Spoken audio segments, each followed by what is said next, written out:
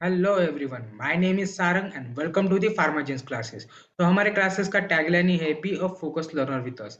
तो आज हम कवर करने वाले हैं रिमेनिंग या फिर जो रह गए हुए दो टिश्यू जिसका नाम है मस्कुलर टिश्यू और नर्वस टिश्यू। तो स्टार्ट करते हैं। आज का सबसे पहला जिसका नाम है मस्कुलर टिश्यू, उसको हम कॉन्ट्रैक्टाइल टिश्यू भी बोलते हैं क्योंकि उसकी एबिलिटी है कॉन्ट्रैक्ट और रिलैक्स करने की। तो पहला पॉइंट कवर करते हैं। Muscular tissue is made up of thin, elongated, contractile muscle fibers with one or many cells. तो मस्कुलर टिश्यू या फिर जो मस्कुलर सेल्स है वो जिस सेल से बने हुए हैं वो बहुत ही थिन है, बहुत ही इलांगेटेड है और वो एक नहीं, दो नहीं, बहुत सारे सेल से बने हुए हैं। उसका हम दूसरा पॉइंट कवर करते हैं। They are made up of two protein like actin and myosin. Muscular tissue दो टाइप के प्रोटीन से बने हुए हैं जैसे कि एक्टिन और मायोसिन से। और जो आउटर कवरिंग है मस्कुलर टिश्यू को, जो आउटर कवरिंग है उसका नाम है सार्कोलेम्मा। और उसके अंदर जो फ्लूइड फील्ड है, मतलब जो मस्कुलर टिश्यू और जो सार्कोलेम्मा के बीच में जो स्पेस है उसमें जो फ्लूइड भरा हुआ है उसको हम सार्कोप्लाज्म भी बोलते हैं। उसके बाद नेक्स्ट पॉइंट कवर करते हैं। The muscular tissue are innervated by nerve cells and are highly vascular. जो मस्कुलर टिश्यू है उसका खुद का नर्व सप्लाई भी है और साथ ही साथ खुद का ब्लड सप्लाई भी है। मतलब वो सबको नर्व सप्लाई भी करता है और उसका खुद का ब्लड भी है। उसके बाद it comprises of total 40% of weight in mammals. तो मस्कुलर टिश्यू का weight 40% of total in the body weight in the mammals. उसके बाद उसका लोकेशन देखते हैं, near bone ends and joints. तो मस्कुलर टिश्यू का जो लोकेशन है, एक तो वो बोन के आखिर में रहता है या फिर किसी जॉइंट में रहता है। और उसका फंक्शन देखते हैं, कॉन्ट्रैक्शन, मूवमेंट एंड लोकोमोशन। तो जैसे कि उसके नाम में ही उसका सिनोनियम उसका कॉन्ट्रैक्टाइल टिश्यू है, मतलब उसका पहला फंक्शन है उसका कॉन्ट्रैक्शन। उसके बाद वो मूवमेंट में भी साथ देता है या फिर मूवमेंट में भी हेल्प करता है, और लोकोमोशन मतलब एक जगह से दूसरी जगह को जाने के लिए भी वो हेल्प करता है। उसके बाद हम देखेंगे क्लासिफिकेशन ऑफ मस्कुलर टिश्यू। तो सबसे पहला क्लासिफिकेशन उसका या फिर सबसे पहली कैटेगरी है जिसका नाम है स्ट्रैटिफाइड मसल फाइबर।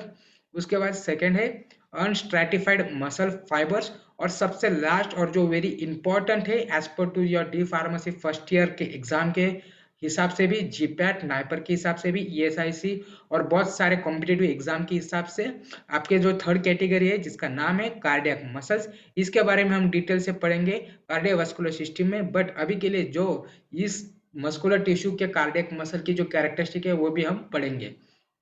तो सबसे पहले हम देखते हैं स्ट्रैटिफाइड मसल फाइबर के बारे में। तो उसका पहला पॉइंट हम देखते हैं, they are attach to the bones of head, trunk and limb. It is also known as a skeletal muscles. वो स्ट्रैटिफाइड मसल फाइबर्स को हम स्केलेटल मसल से भी जानते हैं, और या फिर उसका सिनोनिम स्केलेटल मसल से।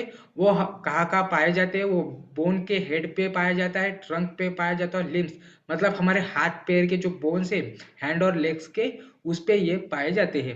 उसके बाद उसका सेकंड पॉइंट देखते हैं, working of skeletal muscle is under the control of our will, hence they are also called as voluntary muscles. Stratified muscle fibres को स्केलेटल मसल्स के साथ साथ उसको वॉलेंट्री मसल्स भी बोलते हैं क्योंकि उसका जो कंट्रोल है या फिर जो वो फंक्शन परफॉर्म करता है, वो सारे फंक्शन हमारे विल के अंडर है या फिर हमारे मुताबिक काम करता है। जब चाहे हम कॉन्ट्रैक्ट कर सकते हैं इस मसल को, और जब चाहे हम इसको रिलैक्स कर सकते हैं, इसीलिए उसको वॉलेंट्री मसल्स भी बोलते हैं। वॉलेंट्री मसल्स की सबसे सिंपल डेफिनेशन हम बोलते हैं, this is the group of the muscles और this are the group of the tissues which are under the control of our will. Means जब चाहे हम उसे कॉन्ट्रैक्ट कर सकते, जब चाहे हम उसे रिलैक्स कर सकते हैं, या फिर हम उसके दूसरी फंक्शन जैसे कि उसके मूवमेंट और लोकोमोशन में भी उसका काम करवा सकते हैं, इसीलिए उसको वॉलेंट्री मसल्स भी बोलते हैं। उसके बाद थर्ड पॉइंट हम देखते हैं, they contain many nuclei at the periphery and are connected together by the means of connective tissue. जो उसके न्यूक्लियस है वो एक नहीं, दो नहीं, वो बहुत सारे न्यूक्लियस है। वो पेरीफेरी मतलब उस टिश्यू के कॉर्नर में ही उसका प्रेजेंस है और वो एक दूसरे से कनेक्टेड टिश्यू से कनेक्टेड है। उसके बाद हम देखते हैं next, it is made up of lipoproteins. These myofibrils having a situated striation with the light and dark bands.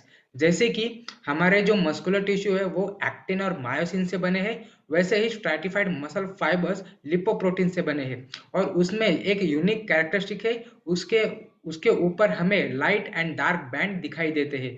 तो देखते हैं लाइट एंड डार्क बैंड मतलब क्या। Light band allows light to pass through it, it is known as isotropic bands.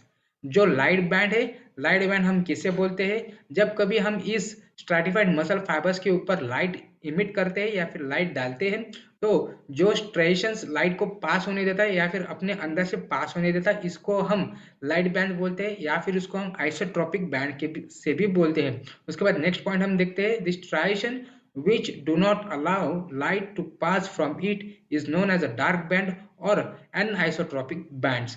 तो ऐसे जो bands है या फिर ऐसे स्पेसिफिक एरियाज है स्ट्रैटिफाइड मसल फाइबर्स के ऊपर जो लाइट के पास नहीं होने देता, उसको हम एन आइसोट्रॉपिक या फिर डार्क बैंड भी बोलते हैं। हमने आपके लिए एक टाइम स्टैम्प लगा दिया है डिस्क्रिप्शन बॉक्स में। अगर आपको किसी स्पेसिफिक पॉइंट पे जंप करना है या फिर आपको उसी स्पेसिफिक पॉइंट के ऊपर आपको जानकारी चाहिए, तो आप डिस्क्रिप्शन बॉक्स में दिए गए टाइम स्टैम्प के ऊपर क्लिक करके उसी टाइम या फिर उसी पॉइंट पे जा सकते हैं। उसके बाद हम नेक्स्ट देखते हैं अनस्ट्राइटेड मसल फाइबर्स, जो सेकंड कैटेगरी है, उसका हम फर्स्ट पॉइंट देखते हैं। They form the inner layering of all visceral organ like stomach, intestine, reproductive organs, therefore they are known as a visceral muscles. ये अनस्ट्रैटिफाइड मसल फाइबर्स को हम visceral muscle के नाम से भी जाना जाता है या फिर इसका सिनोनिम विसरल मसल्स भी है, क्योंकि ये इंटरनल डेलिकेट ऑर्गन्स के इनर लाइनिंग में भी पाए जाते हैं या फिर ये इनर लाइनिंग को लेयरिंग करता है, जैसे कि हमारा स्टमक हो गया, हमारे इंटेस्टाइन हो गया या फिर हमारे जो रिप्रोडक्टिव ऑर्गन्स है उसको इनर लाइनिंग भी करते हैं, इसीलिए उसको हम विसरल मसल्स भी बोलते हैं। उसके हम कैरेक्टरिस्टिक देखते हैं। They are elongated, slender and spindle shape in the layer, arranged manner with centrally placed single large nucleus। जो ये अनस्ट्राइटेड मसल फाइबर्स है ये इलोंगेटेड है, मतलब ये लंबे है, उसके साथ साथ ये स्लेंडर है, ये स्पिंडल शेप है और उसके साथ ही साथ इसमें सिर्फ एक ही न्यूक्लियस है जो उसके मिडल में प्रेजेंट है। उसके बाद थर्ड पॉइंट हम कवर करते हैं, they are innervated by autonomic nervous system, they contracts and relaxes at their own pace.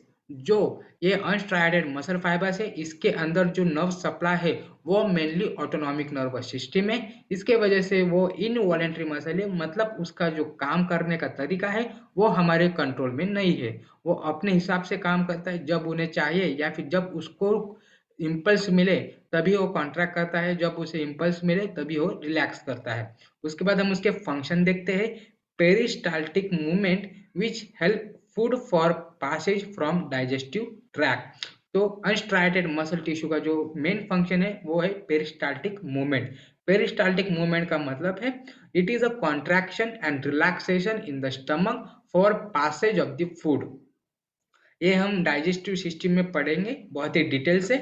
उसके बाद हम देखेंगे जो थर्ड और सबसे इम्पोर्टेंट जो कैटेगरी है हमारी मस्कुलर टिश्यू में, जिसका नाम है कार्डियक मसल्स।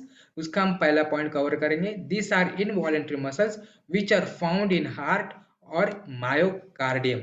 तो ये कार्डियक मसल है, इसका लोकेशन सिर्फ एक ही ऑर्गन में पाया जाता है और वो ऑर्गन है हार्ट। हार्ट के जो मायोकार्डियम में उसके अंदर ही कार्डियक मसल्स का प्रेजेंस आपको पाया जाता है और कहीं पे इसका प्रेजेंस है ही नहीं ह्यूमन बॉडी में। उसके बाद हम उसका कैरेक्टरिस्टिक देखते हैं या फिर उसके सलाइन फीचर्स देखते हैं।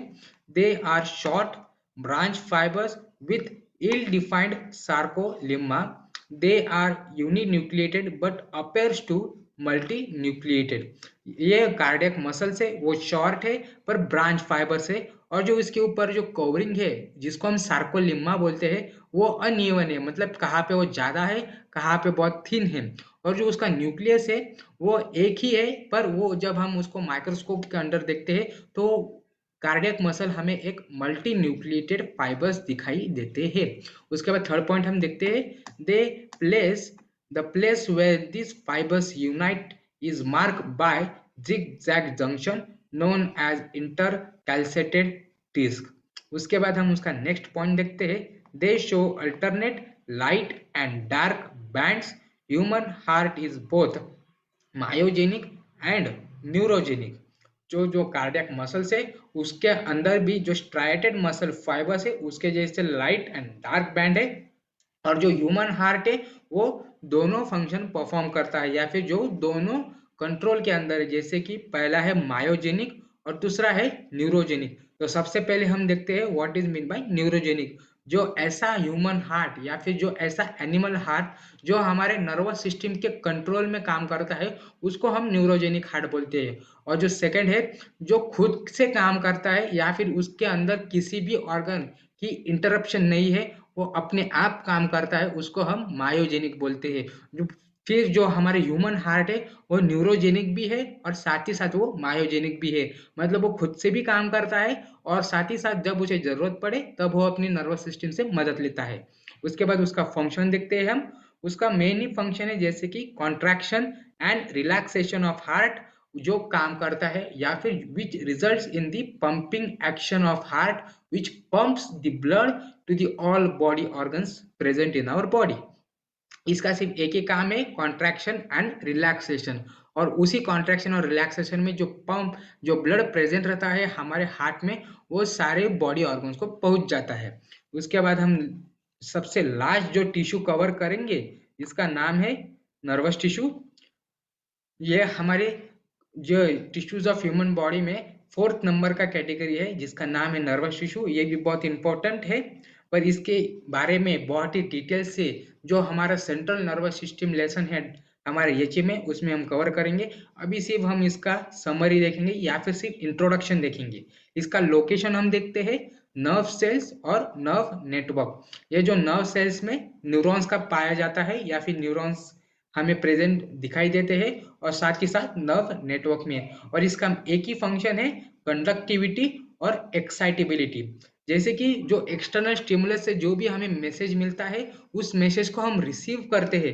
रिसीव करने के बाद जो मैसेज बनता है उसको एक नर्व इम्पल्स बोलते हैं। जब वो नर्व इम्पल्स उस ऑर्गन से उस पर्टिकुलर ऑर्गन से हमारे ब्रेन में जाता है तो उसको हम कंडक्टिविटी बोलते हैं। और जो न्यूरॉन उसमें इंटरप्ट करता है उसको हम एक्साइटेबिलिटी बोलते हैं।